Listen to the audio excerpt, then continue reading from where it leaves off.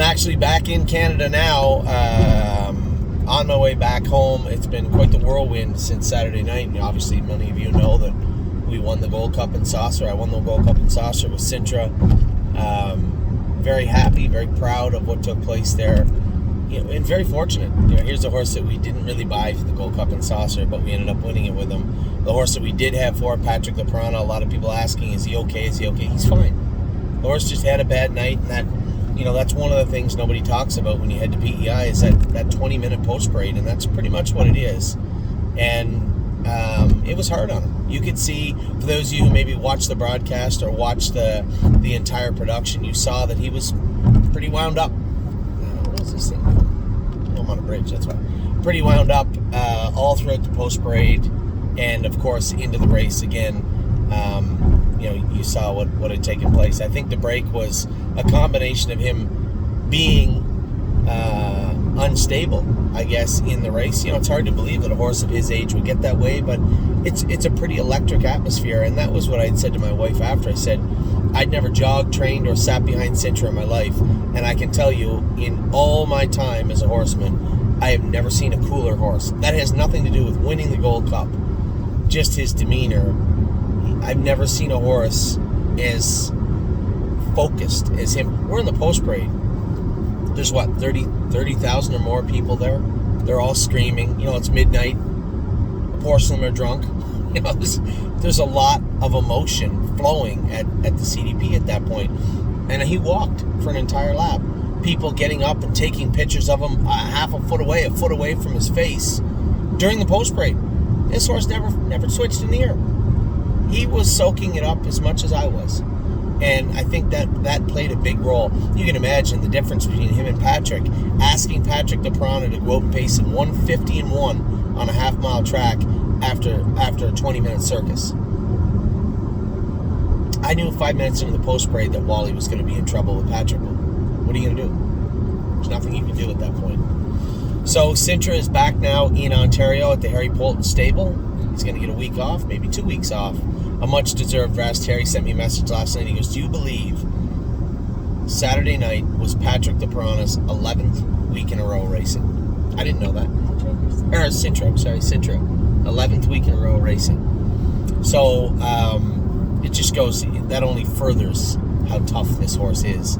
Just a great race, a great mile, a great horse, and we're lucky to have him. Patrick the Piranha, I take nothing away from Patrick the Piranha. He may have been a little short on patience on Saturday night, but he's still Patrick the Piranha. He's still a good horse, and he's still a good horse for us. He'll be in New York on Friday or Saturday. I didn't want to give him a milk run. I didn't want him to come to Ontario and then ship to Saratoga. I just asked the people that were shipping out there, when can you bring him to Saratoga? They said, it'll be a week. I said, that's fine. Put him out in the grass for a week. So Patrick the Piranha is going to relax and get some grass this week, collect his thoughts, and head back to a more stable life at Saratoga, hopefully racing in Plainridge soon enough. So that's where we're at with the two horses from Saturday night that did us so proud. I gave you guys an update on a number of the horses that raced at Mohawk. It wasn't a great night. A little bit of a snafu here with the Wellwood. I knew that there was something going on. There was some confusion in regards to a horse's eligibility to race, not our horse, another person's horse, eligibility to race in the final due to some sort of medication violation in the past, not in this race, but in the futures, in the past, in the near short past. I don't really know the parameters of it. I don't think it matters. That's something they have to sort out. But it was told to me that Nothing But a Dreamer is the second also eligible. So one horse loses her eligibility, the also eligible would move in, and then we'd still be first also eligible. So we'll see how that plays out. There will be a consolation. It will. I think they said it goes for 50,000. Maybe I'm making that up. Yeah, I know that.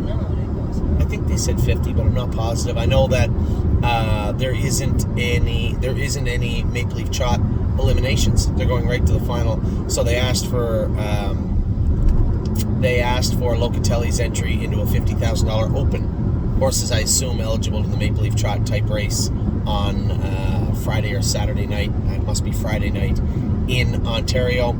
So we accommodated in that regard.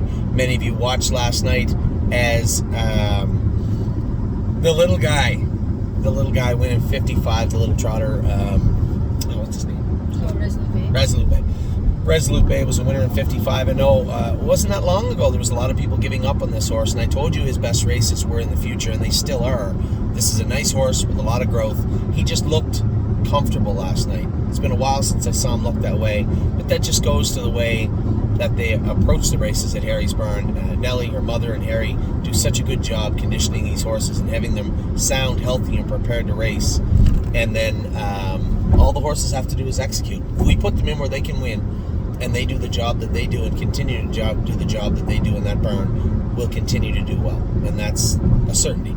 So Resolute Bay was fantastic.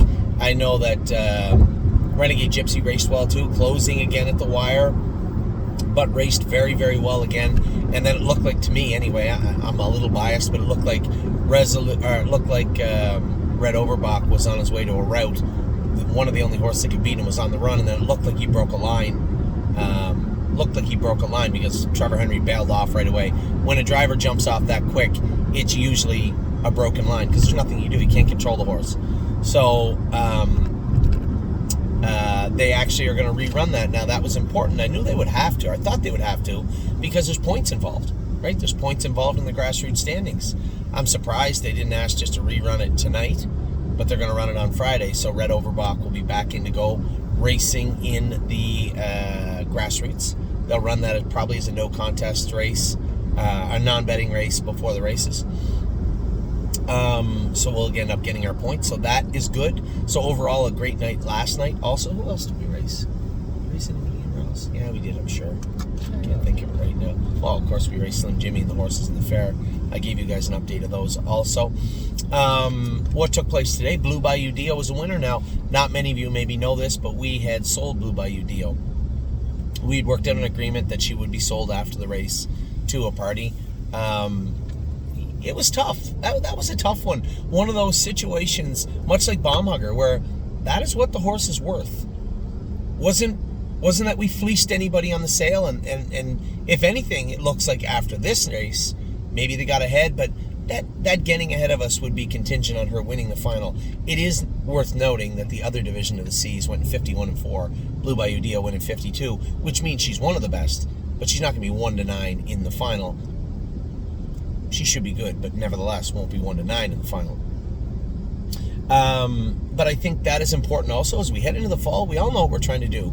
We're trying to keep horses. One, bring some fresh horses in. Now, we turned some horses out. You guys know that. You know what's going on.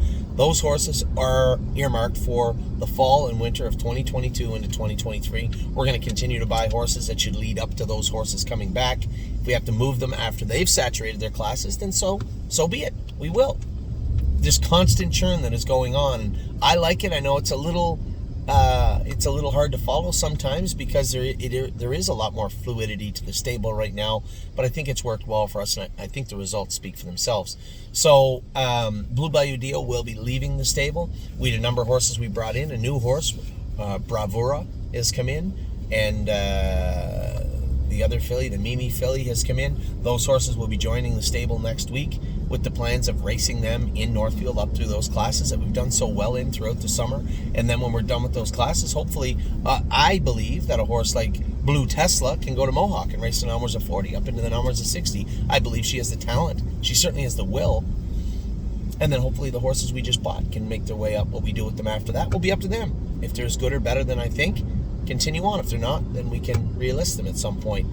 And I believe that sets us up very, very nicely for the fall. Listen, guys, there are going to be some very nice horses for sale.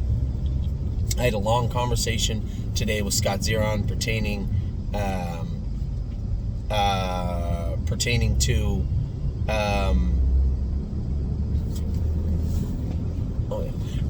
Crantini, a number of other horses, and the horse that came up also was Mickey Mantle, J.K. Mickey Mantle. And he told me all about him, what he thought of him. And he had talked to Jason. So Scott really does have an interest in J.K. Mickey Mantle because he went out of his way the other day. Now, granted, he has more time on his hands these days than he did before, but went out of his way to text Jason and ask about how he trained because I had told him the horse had trained well. And then also we had talked about all the horses that are Indigo Friday. We'll get to that in a minute. Now, another important message, and I'll bring it to everybody. We had a number of people. I should have just said nothing to nobody at all. But over the last couple of weeks, I had a lot of thoughts rattling around in my head. What are we going to do this winter? You know, for those of you that are in Ontario and saw what took place, the farm had been sold last year, and there were some days when the track wasn't really up to what we'd expect it to be. Now, I have to step back and look at this from the thestable.ca standpoint. We are the biggest stable in Canada. We have a lot of horses and a lot of money put into the stable, and that goes without saying. That wheel's gone. And that goes without saying. And I think it's incumbent on me to make sure that the stable runs smoothly. We have good caretakers, we have great trainers, you know, we have good horses, and it goes without saying that we need to have a top flight facility to train those horses out of. If we don't, I'm letting you down. I'm letting the horses down, I'm letting our trainers down, and I'm not doing my job. So I had quietly asked around and spoke to Joe Stutzman, who runs First Line Training Center. Now, usually there's not a lot of stables, but I knew there were some trainers that were thinking of heading to Florida this fall. So I called Joe and said, listen, if I was to move a portion of our barn, what could you accommodate, and would that be of any interest to you? He said, absolutely. We could probably put 40 or 50 horses at First Line Training Center. So this has been ongoing. Through all the stuff, going to PEI, going to Pennsylvania, Ohio, I've been working my way through this. Now, I shouldn't have said anything. I know a couple of clients had heard rumors of it, and those rumors came from people that shouldn't have been speaking. But nevertheless, that's on me. Yes, I was thinking about it, and yes, I believe we are going to move the base of operations from the thestable.ca from Tomiko Training Center, just 12 minutes north, to First Line Training Center. Different setup, but much better for the horses. There's a pool there. Remember, this is where we usually send our horses for Jared Bothwell to swim them, is at this training center. A 5/8 mile track is there also. Covered walker. Everything we need as a stable is there. And Joe had moved some barns around and moved some stuff around so that we could have our horses in one giant barn. Now, they'd all be segregated, as they were with stables, with Harry's and Dominic's and Mario's and whatnot, Jason's, but they would all be in one place. You think about the position I'm in. There isn't 100, there isn't 80, there isn't 70, 60, and until 3 weeks ago, I didn't think there was even 50 stalls in one place available for us. It was a tough spot to be in. And somebody had asked me, Anthony, did you ever think about buying the training center? Yes, we did. We inquired about it. But the reality is, for those of you who have been to Tomiko Training Center, many of you have, you don't have to be Bob the Builder to look around and realize that there's a lot of money to be put into the infrastructure at Tomiko Training Center, and to pay top dollar for it, and then in turn spend hundreds and hundreds of thousands of dollars revitalizing it. It just didn't appear to be feasible to myself and the other people that I had involved with looking at potentially buying the training center way back when. Having said that, what do we do with the horses? We're going to have north of 100 horses again. That's inevitable. I suspect, worst case scenario, we're going to have 50 horses at First Line. If Joe can free up some more stalls, great. And if he can't, he can probably keep a few of them at Northfield Park also. Which puts me in a pretty untenable position. I'm in a tough spot, because around me right now is what is most important. And for me to keep a portion of the thestable.ca in Northfield Park, that means a lot more traveling for me. And I know that my wife tolerates this throughout the summer, but it makes it a little bit more stressful throughout the fall. Kids are in school, there's school activities, there's things to do. But at the end of the day, both her and I know that whatever we have to do to make things work, we will. That's what raising a family and running a business means. Many of you probably can relate at some point in your life. Had a family to raise and a business to run. And you just have to do what you have to do. So we are in the midst of the final stages of working through that. I think looking at everything, what's most important are the horses, right? Without the horses, there isn't us, there isn't the stable. And obviously, before the horses come you, but that's the first step. The horses always have to be first all the way through. And I just don't believe they are going to get the opportunity to be trained down the way they have to if we continue to stay at Tamiko in its present form. And I just don't think there's anybody that can make an argument otherwise. So I've seen a lot of foolish rumors on the internet and people talking silly stuff. At the end of the day, it has nothing more to do with me trying to protect what is ours and me doing my job. So thestable.ca will, more than likely, I will confirm it by this weekend, but will more than likely be moving to First Line Training Center, Stutzman's Training Center, as it's known in the industry, on First Line, which is about 10 or 12 minutes north of Tamiko Training Center. And that will happen more than likely September 1st. So there it is. I know I just had a lot going on this weekend, and I didn't really want to discuss this part of what we're doing, especially when we had so much going on when it came to Sintra, when it came to Patrick the Piranha, all the horses in the Wellwood, all the other horses racing. With so much going on, I didn't want to dive into this right now. So there it is. There you have it. We'll be bringing you more information on that over the next week or so. But I think at the end of the day, as I said, it has to be about the horses, and I just don't have any faith that us being at Tamiko would end up in anything other than a bad situation throughout the winter months. So, what else is going on?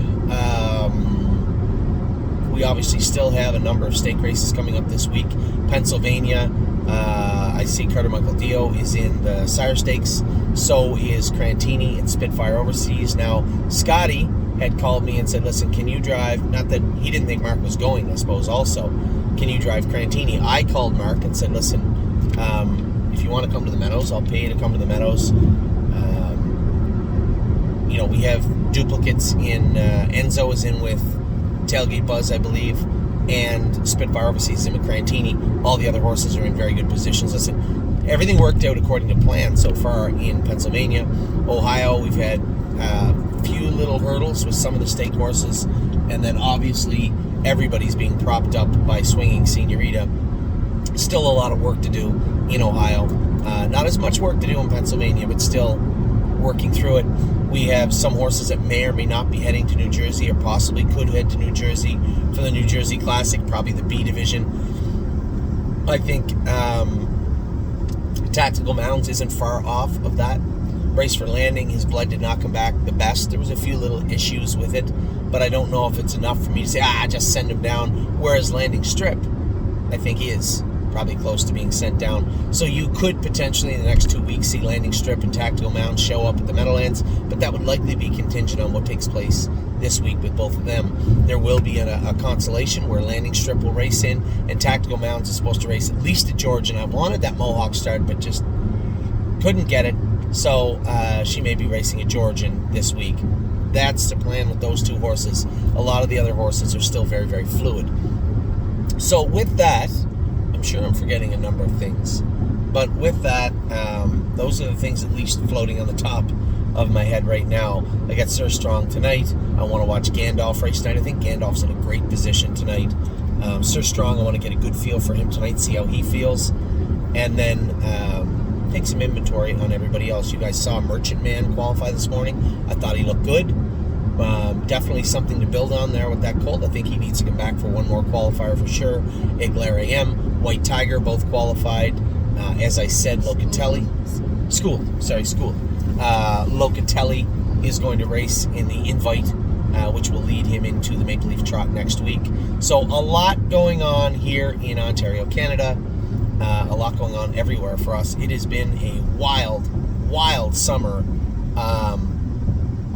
Had to hold on tight a couple of times, but it was a wild summer. As we head into fall now, I notice I start to see a lot more people calling about the sales. Have you looked at any horses in Ohio?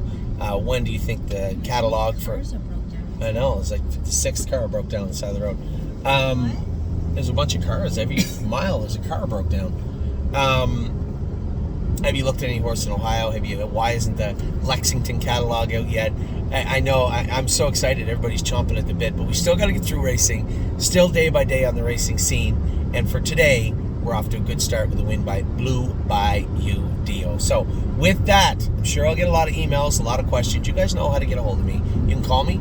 You can text me. You can send me an email. I'm always around. I will talk to you all very, very soon. Good luck to everybody tonight.